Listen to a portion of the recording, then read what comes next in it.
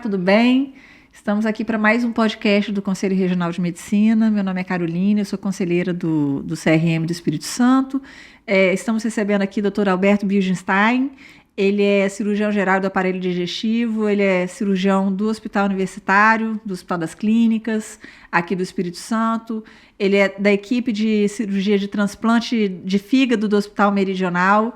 Ele agora está pós-graduando em liderança em cirurgia em Harvard. E vamos falar sobre medicina e liderança. Vamos lá. Tudo bem, Alberto? Obrigado, Carol, mais uma vez aí o espaço para a gente conversar, bater um papo sobre um tema que eu estou me aprofundando, né? Mas é uma coisa que liderança é uma palavra que quando primeira vez que a gente olha assim e fala liderança, né? Que é uma coisa muito distante do que a gente faz, mas se você parar para pensar, o médico em si ele assume posições de liderança desde que ele entra na faculdade. Eu preciso saber, a gente está aqui antes no papo informal, mas me fala, como é que é ser aluno de Harvard? Antes da gente falar de liderança, você tem que me contar isso daí, né? Assim, eu estou começando a experiência lá, então é uma das maiores faculdades que tem no mundo, né? Então, você frequentar esse ambiente de líderes do mundo inteiro, 80 cirurgiões do mundo inteiro, concentrados com professores fantásticos que dão aula para os maiores líderes do mundo, é uma coisa fantástica. Essa oportunidade é muito importante, mas assim, o mais interessante é você perceber que o que faz a instituição, isso é qualquer instituição, são as pessoas. A Harvard não é feita pelo prédio que tem, que é fantástico, pela escola, pelo prédio da escola de medicina, que você me perguntou antes se eu tirei foto, é óbvio que eu tirei foto. Mas a foto clássica, né? Exatamente. Todo mundo tem essa foto na rede social. A foto clássica. Mas é entender que as instituições, qualquer nível que você esteja, elas são feitas de pessoas. E a capacidade que você tem de, com as suas ações, estimular o crescimento das pessoas, estimular o sonho das pessoas, estimular o pensamento delas para o bem, estimular o quanto ela é capaz de estudar e o quanto ela consegue evoluir na vida, eu acho que essa é a definição de um líder. Nossa história de muito tempo, desde a época da faculdade, a gente já falou isso no podcast, em outro podcast, né? Mas quando eu voltei para o Espírito Santo, vindo de São Paulo, você foi meu chefe. Você foi meu chefe no pronto-socorro e depois você foi meu chefe na UTI de transplante, né? E eu queria saber para você, Alberto, qual que é a diferença de um chefe para um líder? Primeiro que eu não me considero que eu fui seu chefe, assim, como você está falando, Você assinava não. minha folha de frequência lá. Talvez então no pronto-socorro, né? Na UTI eu não tinha tanto esse poder, não. Mas assim, chefe e líder são coisas completamente diferentes, né? O líder, Carol, ele não está vinculado a uma posição da hierarquia de qualquer estrutura. Então, se você considerar o presidente é o líder, nem sempre. Talvez o produtor de vendas ou um enfermeiro ou um cirurgião do pronto-socorro tem um papel de liderança maior do que o CEO de uma empresa. Porque, como eu te falei, é a capacidade de mobilizar outras pessoas a realizar determinadas tarefas, a pensar em determinadas ações, a motivar elas a sair da zona de conforto, que é o papel de um líder. E o médico, na minha concepção, ele é um líder desde que ele entra na faculdade. Isso ficou bem claro para mim. E a gente exerce esse papel de líder sem entender na maioria das vezes, o que isso significa. Então, o médico ele é um líder sem ele saber que ele é um líder. E com isso, essa liderança ela pode ser positiva, pode ser negativa, quando você não conhece o que é ser um líder e qual que é seu papel dentro da sociedade como médico, né? Aqui a gente está falando para o CRM, né? Eu estou lembrando que eu gosto muito de tocar piano e me arrisco a cantar sozinha. Assim, eu acho que eu sei cantar. Mas o líder é igual um cantor, assim, ou você nasceu, você tem isso é nato seu de ser um líder, ou você consegue aprender. Nesses estudos, assim, você acha que uma pessoa que não consegue adquirir habilidades se estudar para isso? Eu vou falar da minha parte. Eu não me considero um líder. Eu estou buscando essa formação, tanto é que eu estou indo fora. Ainda não me considero. Eu acho que eu demorei muito tempo a perceber que eu precisava dessa habilidade. E ela pode ser construída. E eu conheço grandes colegas médicos, que eu inclusive trabalho junto, que eu considero grandes líderes. Eu tive grandes professores que foram grandes líderes e ainda são grandes líderes. Porque eu acho que esse termo liderança ela é um pouco mais recente, com o advento da incorporação da administração, da medicina se transformar como um negócio, né, na tendência dos últimos anos. E essas palavras vindo do mundo corporativo começou a entrar dentro do mundo médico da nossa sociedade. Então, palavras como MBA, palavras como liderança, palavras como análise de custo, quando que a gente ouviu falar isso na nossa formação, Carol? Durante a faculdade, a gente estava interessado em como é que era a anatomia do paciente, como é que tratava, qual antibiótico que tratava aquela infecção, como que resolvia para fazer qual exame era responsável para dar o diagnóstico. A gente mal conseguia lidar com tanta informação para adquirir, e só depois, a gente já formado, a gente começa a perceber o quanto que falta na gente o desenvolvimento dessas habilidades. Então, respondendo a sua pergunta, sem dúvida nenhuma, a liderança ela é treinável. É claro que existem pessoas que com maior aptidão para exercê-la e menor aptidão. Tem pessoas que vão querer estar em posições de liderança, tem pessoas que não vão querer estar em posição de liderança. Isso não quer dizer que eles não são líderes, porque desde a estrutura mais básica de saúde até a estrutura mais complexa, vão ser necessárias habilidades de liderança para o médico exercer a profissão dele. Isso não tenha dúvida. Eu estava pensando, Alberto, que eu falava que eu era meio perdida, né? Quando eu era mais nova, faz parte da juventude, e às vezes até um pouco alheia a algumas questões políticas, de fato, políticas micro, meso e macro nas regiões, até que eu recebi o convite de um colega para fazer parte de uma chapa para disputar o conselho. Eu não sabia, eu já falei isso com o Dr. Celso da outra vez, eu não sabia a função do conselho. Eu falei assim, vamos lá. Minha resposta é sempre sim, né? Quer fazer não sei o quê? Sim. E aí eu me tornei conselheira. E o conselho me trouxe, o Conselho Regional de Medicina, ele me trouxe um empoderamento, uma liderança que eu não sabia que eu precisava ou que eu tinha. Então, o meu psiquiatra até fala isso, eu aprendi isso na marra, porque eu me tornei conselheira e veio uma pandemia e alguém precisava pegar o boi pelo chifre e fiz parte do comitê de crise e fui mexer com isso meio que na marra. Exato.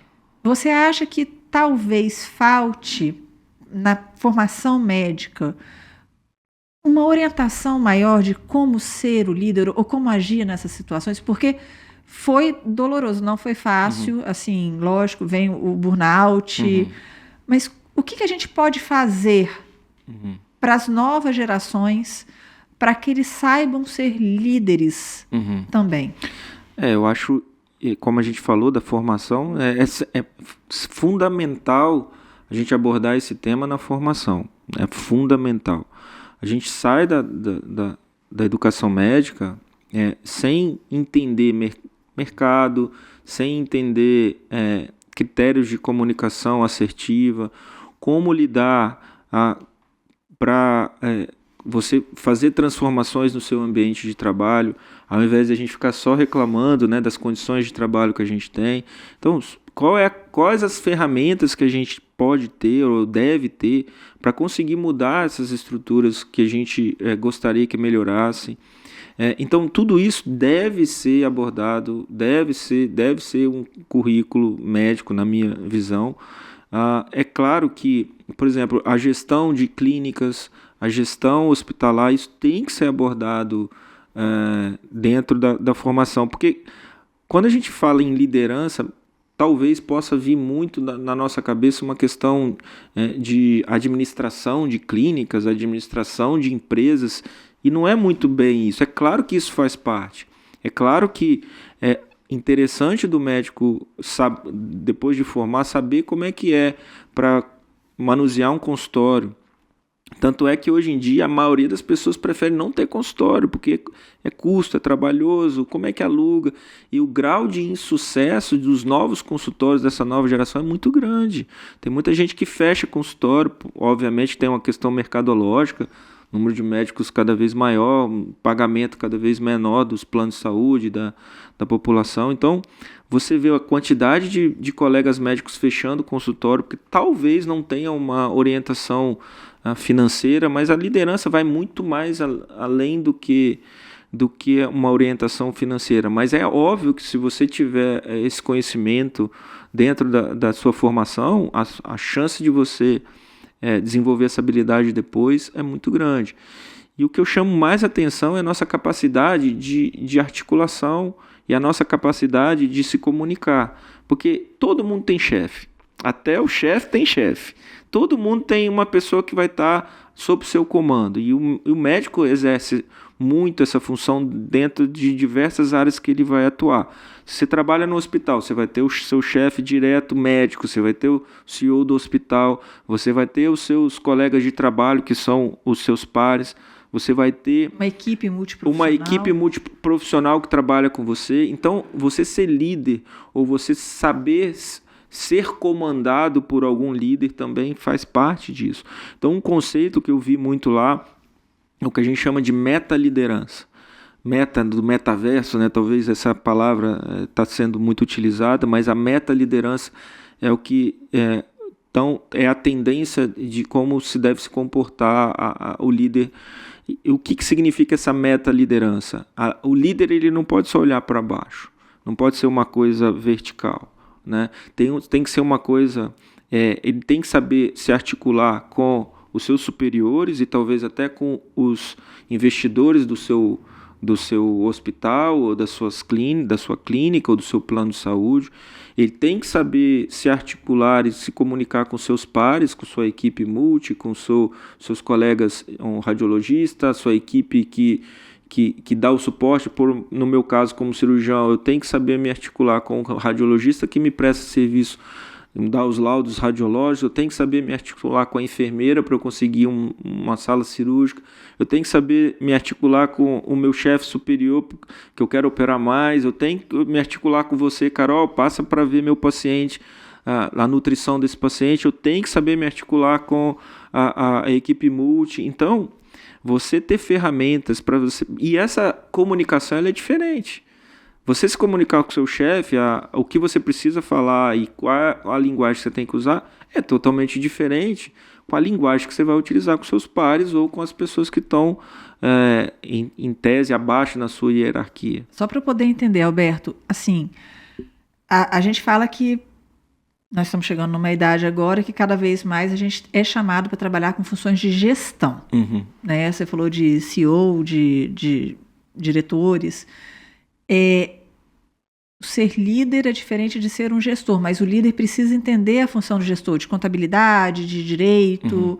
O que o líder precisa conhecer além da medicina?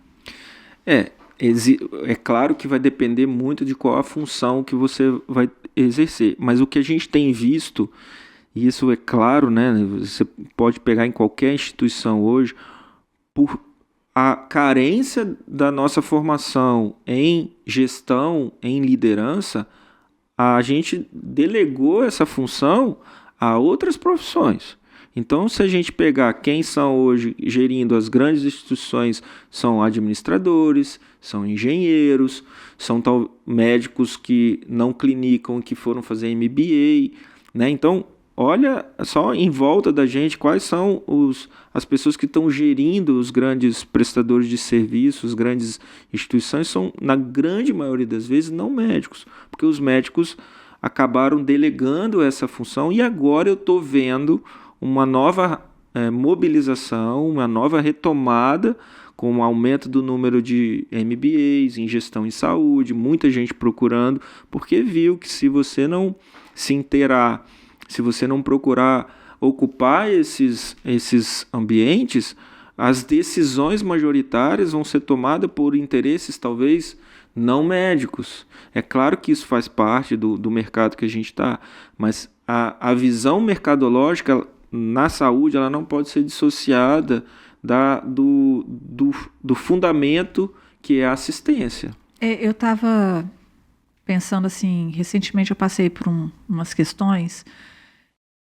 O paciente não é um número, né? Exato. O paciente, então assim, a gente precisa saber gerenciar custos, porque quanto melhor atendimento que você dá para o paciente, mais você economiza nos custos, mas isso não pode ser em detrimento do cuidado do paciente, né? Exatamente. Eu lembro, a gente tem um colega que trabalhamos junto há muito tempo, que ele, quando começava a cirurgia bariátrica, os fios são contados. Olha, eu gasto 10 fios para fazer a cirurgia bariátrica. Se o residente abrisse mais um fio, ele brigava com o residente, porque essa análise de custo faz parte da gente, né, como um gestor. Só que isso era instintivo, isso não era, vamos dizer assim, ensinado na nossa formação, e alguns já tinham isso talvez de casa, de uma outra formação, e muitos nessas últimas décadas foram se especializando em MBAs em gestão.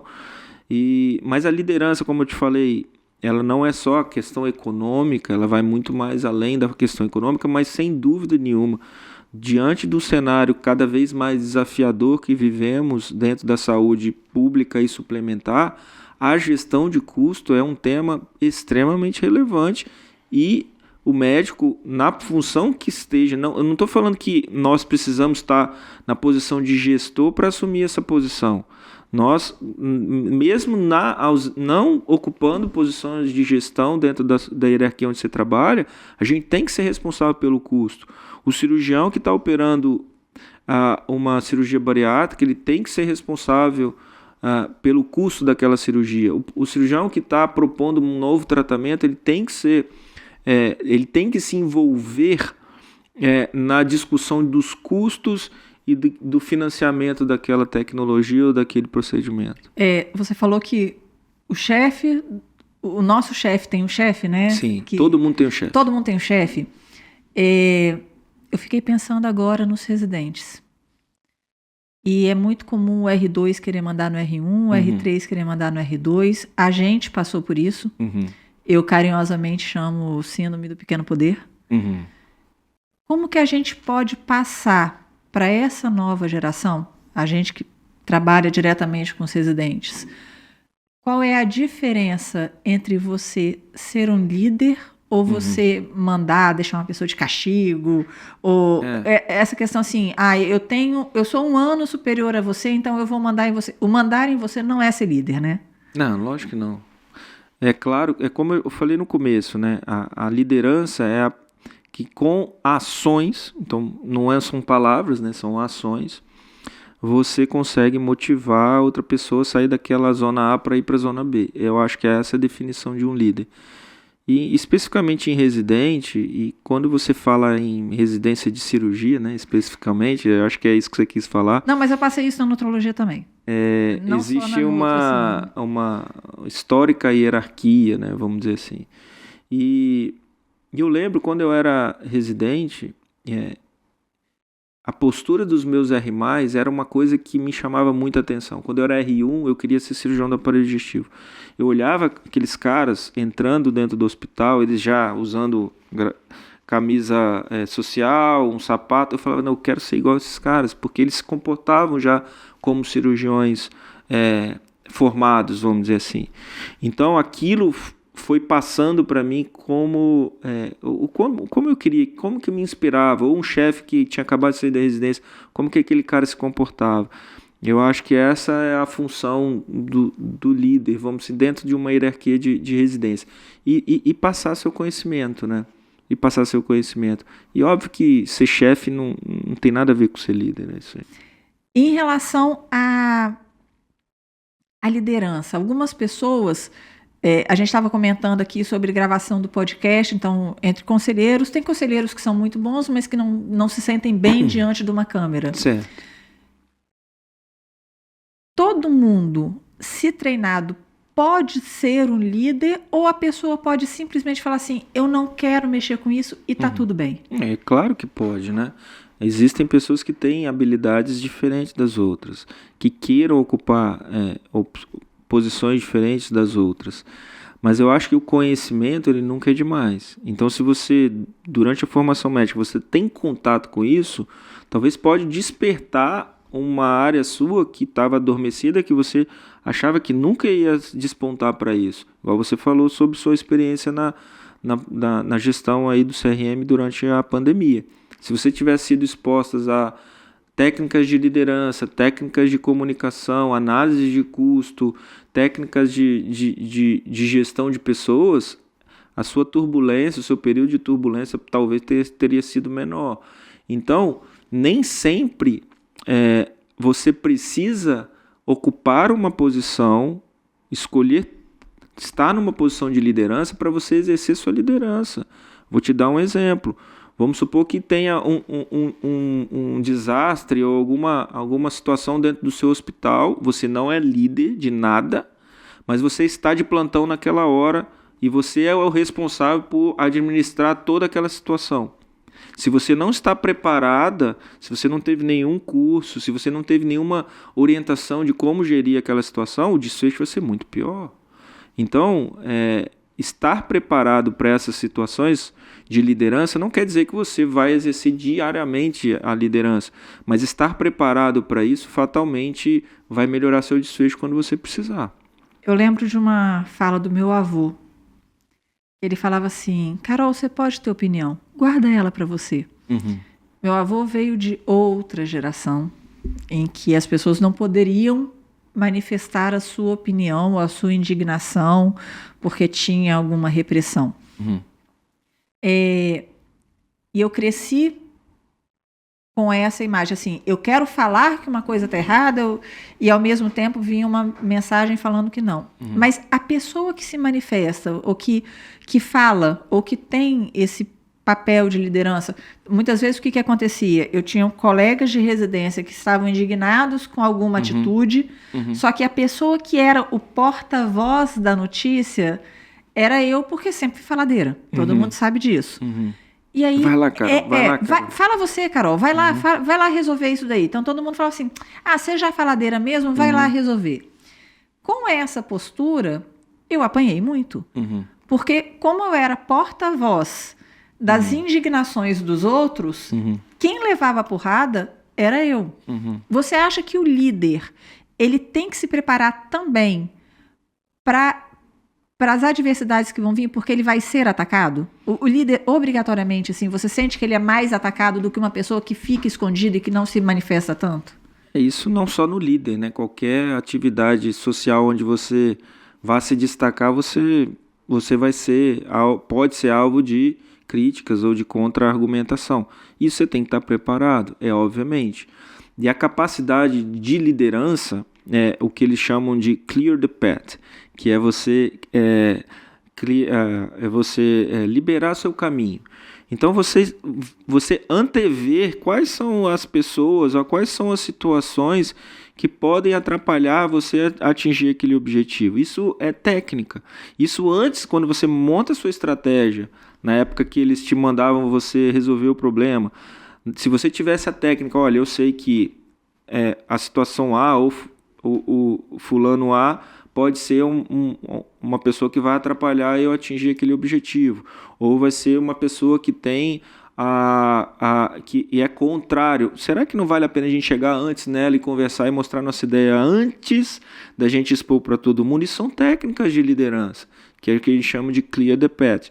Então, isso tudo, se você tivesse sido treinada antes, você teria sofrido menos, Carol. Mas é óbvio que no momento que você assume essa posição de levantar uma bandeira para qualquer determinada situação que você está, você tem que estar preparada a ser contra-argumentada, a ser arguída, a não achar que você vai atingir os seus objetivos claramente sempre que você quiser. Olha, eu sou o líder, eu acho que todo mundo tem que subir a montanha hoje, mas vai ter gente que vai falar, hoje eu não quero subir a montanha, Carol.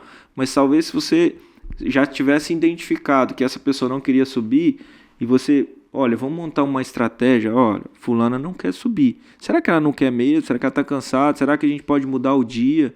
Então, você se preparar para essas situações são técnicas de liderança. Então, você conhecer isso vai facilitar você atingir seus objetivos, sem dúvida nenhuma. Como é que a gente faz isso na graduação de medicina? Como é que você acha que a gente pode modificar? Porque os alunos eles já têm uma carga horária super cheia. Assim. A graduação de medicina são 6 anos, com aula de manhã e à tarde. É um currículo exaustivo. Precisa tirar alguma parte da formação médica. E aí eu vou, só para você poder entender, minha filha foi para o 6º ano da escola, e neste ano a escola que ela estuda dá aula de inteligência emocional. Ela tem aula de como lidar com essas questões. Falta isso na graduação? Claro que falta. Falta isso na nossa escola fundamental. Aulas sobre negociação, aulas sobre argumentação, a gente não tem isso. Isso faz parte da nossa vida adulta. Dentro da educação médica, o que eu acho que é mais fácil começar com, nas disciplinas tradicionais, colocar pequenas intervenções sobre liderança. Não cabe, eu acho, como você falou, tem muita coisa dentro do currículo. Na minha opinião, não cabe uma disciplina sozinha sobre liderança. Mas você ter dentro, preparar os professores, preparar claramente dentro do currículo. Olha, você, como cirurgião, você vai ter que ensinar como é que faz uma cirurgia bariátrica ou como é que faz uma cirurgia, uma gastrectomia oncológica, mas nesse ambiente de cirurgia você também vai ter que abordar qual é o custo dessa cirurgia, como você manejar o custo, como o cirurgião ou como o residente lidera a equipe, como que é a relação dele com o anestesista, como é a relação dele com o circulante, como é a relação dele, ele está se comportando como um líder ele consegue entender que ele é um líder naquela situação. Então você vai começando a incorporar pequenos insights dentro deles e mostrar para eles, olha, além de ser técnico, você precisa de outras competências não técnicas e que isso a gente pode resumir como uma palavra: liderança.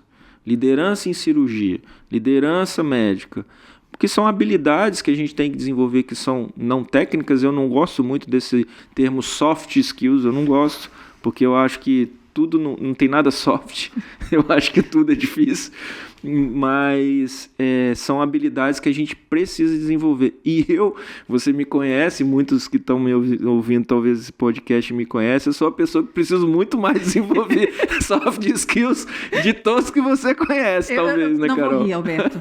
Deixa eu ficar quieta que eu não vou rir, por favor. Mas você sabe disso. Você já foi meu chefe, você pode voltar a ser meu chefe. Então soft skill é o que eu mais preciso evoluir, mas eu estou buscando, né? Mas eu estou lembrando que quando eu fiz residência médica lá na USP, Ribeirão, e eu fiz residência médica de nutrologia em 2003.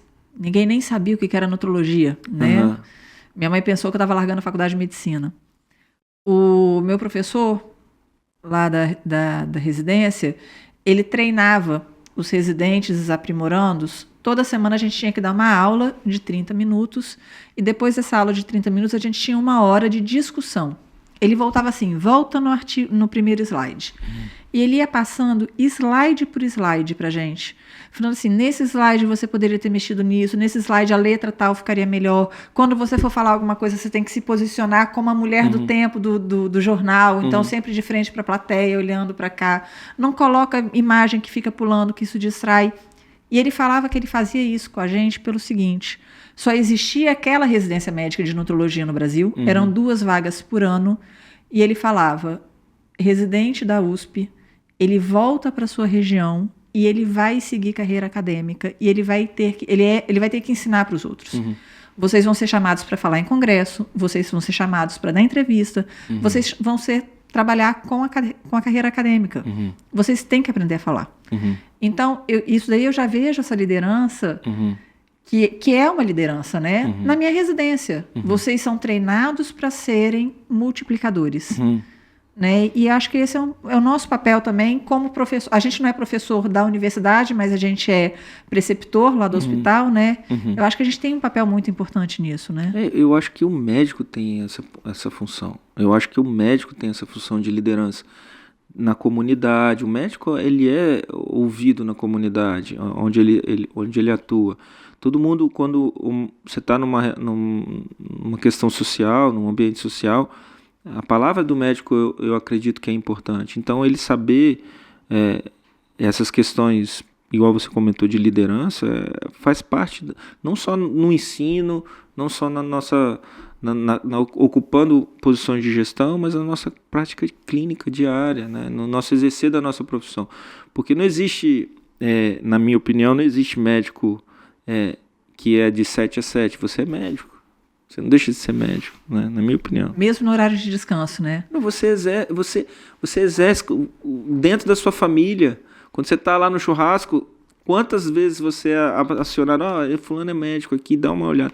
Então, eu acredito que essa liturgia da nossa profissão, muitos podem não concordar comigo, mas eu acho que tem se perdido um pouco, né, com o tempo, mas ela faz parte da nossa profissão. Eu acho que isso eu acredito que a gente tem que manter e cultivar. E cabe a nós, como orientadores de médicos, a ensinar isso, né?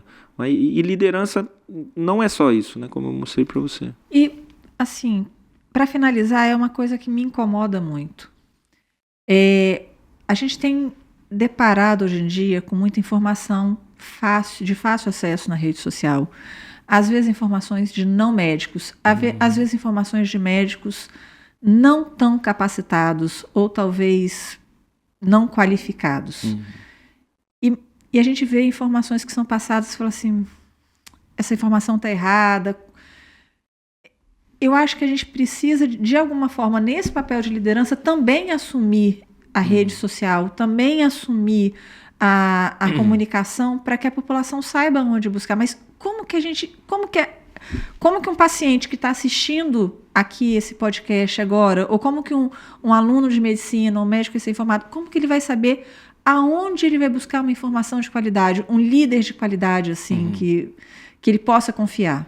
Isso é muito difícil responder essa pergunta, ainda mais hoje em tempos de redes sociais, em termos de likes, em termos de onde a competência do profissional de saúde, médico, seja ele qual ele está vinculado ao número de likes ou ao número de seguidores que ele tem. Ele acaba falando mais o que a pessoa quer ouvir do que o óbvio. que... Então, assim, isso é um desafio enorme, Carol. Eu não tenho resposta pronta para isso.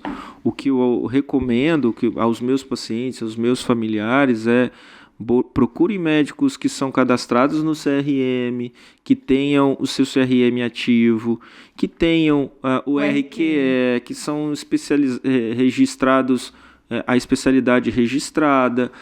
Procure informação de outros colegas sobre os procedimentos desse médico.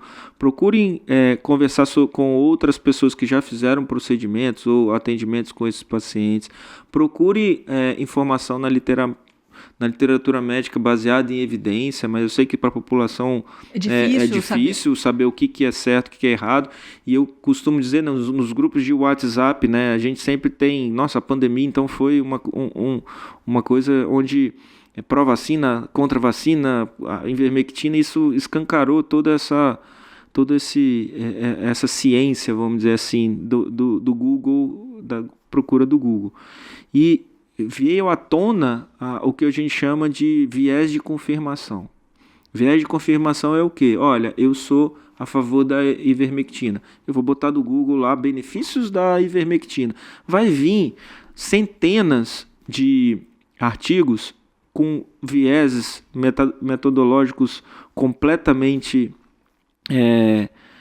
trabalhos completamente questionáveis do ponto de vista metodológico, e você pode assumir aquilo como fato e como verdade. Então é muito difícil hoje em dia, com essa quantidade de acesso às informações, às fake news, você saber. Mas a minha recomendação, acho que para finalizar, é você procurar um profissional médico registrado no CRM com título de especialidade naquela área de atuação, com experiência, conversar com pacientes que já tenham sido atendidos e conversar com colegas que você confia sobre aquela determinada procedimento. Na nossa época, o profissional de referência era o professor universitário. Uhum. Hoje em dia, o profissional de referência é aquele que tem mais seguidores na rede social. E eu sempre falo nas minhas aulas que tem uma frase que eu gosto muito, que fala assim: na vida, há mentiras cativantes e verdades sem graça. Uhum. E isso costuma confundir a razão. Sim. Essa frase não é minha, mas eu uso muito porque muitas vezes a pessoa vai na rede social e ouve a opinião de um médico. Uhum. E aquela opinião ela é muito compatível com o que ela pensa e ela assume aquilo como uma verdade. É um viés de confirmação. E eu acho que aí vai o papel do líder, sabe, Alberto? Eu acho que nessa hora um líder, ele precisa entender que ele também tem que assumir essa comunicação, essa postura com a população, com os pacientes. E aí eu sempre falo assim: me manda, você está na dúvida? Manda para mim, eu virei agência de checagem. Mas talvez seja um papel de um líder. Assim, antes de você repassar a mensagem, manda para mim. Eu verifico se aquilo é verdadeiro ou não. Se eu não souber, eu vou te falar e... É uma estratégia, mas assim, eu sou longe de ser contra a rede social. Eu atuo na rede social. Nós estamos agora na rede social. Então eu acho que a rede social é um fenômeno que tem muito a acrescentar e de positivo, e é claro que a gente ainda está aprendendo a como filtrar isso, né, tanto no mundo político, quanto no mundo acadêmico, quanto no mundo social, quanto nas nossas relações sociais, e na medicina não dá de ser diferente. Então está todo mundo aprendendo como filtrar isso, como lidar, mas eu concordo com você que nós, todo médico deveria se posicionar contra essas, vamos dizer assim, essas falsas verdades na medicina, né? Queria agradecer mais uma vez sua presença, muito obrigado pela nossa conversa. Lembrar a todos que estão assistindo para curtir o vídeo, deixar o seu like, deixe os comentários lá no nosso canal, ativa o sininho. Se você gostou desse vídeo, compartilhe com seus amigos. E é isso aí, muito obrigada. Obrigado, Carol. Um abraço e estou à disposição sempre que vocês precisarem.